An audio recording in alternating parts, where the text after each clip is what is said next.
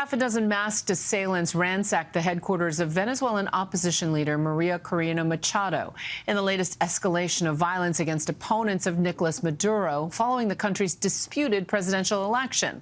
Assailants broke down doors and hauled away valuable documents and equipment. Images published by Machado's party on social media show several walls covered in black spray paint. The raids come as top officials, including Maduro himself, have threatened to arrest the opposition leader, who has gone into hiding as she seeks to rally Venezuelans to change the country's election results. Joining us now is Venezuelan political analyst Liz Rebecca Alarcón. Liz, what's your reaction to this latest show of violence?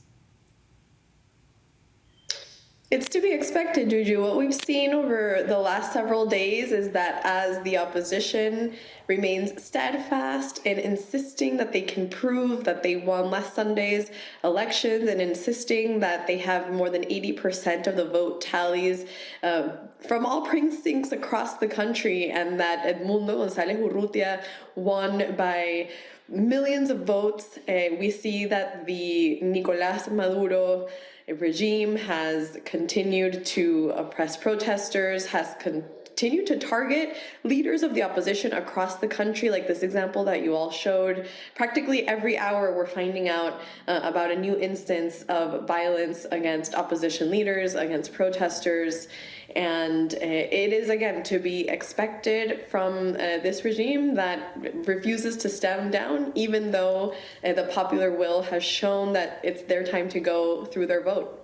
Now, in the op-ed in the Wall Street Journal, Machado herself said she's hiding in fear for her life and reasserted that the opposition has physical evidence that Maduro lost the election, adding that it is up to the international community to decide whether to tolerate a demonstrably illegitimate government. The U.S. has not declared Maduro the winner. In fact, the opposition party is what the U.S. has acknowledged. What do you say to all that? I think what we're seeing is that Maria Corina Machado, as a leader of the opposition, has really done something that has been unprecedented in what we've seen the opposition be able to pull off really in the last decade and even longer, since there have been consolidated efforts to propose a different route for Venezuela.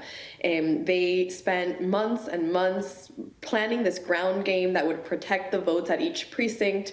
They have spent months and months unifying the opposition, which we know that for many years was not possible. And so now what we're seeing is her basically say through that op-ed, the Venezuelan people have done their job, international community, it is now time to do yours. So that op-ed is asking for all of the support that democratic countries across the region can offer, whether it be offers for amnesty, other deals on the table, I imagine would be in order to try to negotiate a transition out, and again, for Maduro to listen to the will of the people. Well, it's quite a future ahead. I know you'll keep track of it for us. Liz Rebecca Alarcón, thank you so much for joining us. Thank you all for covering this.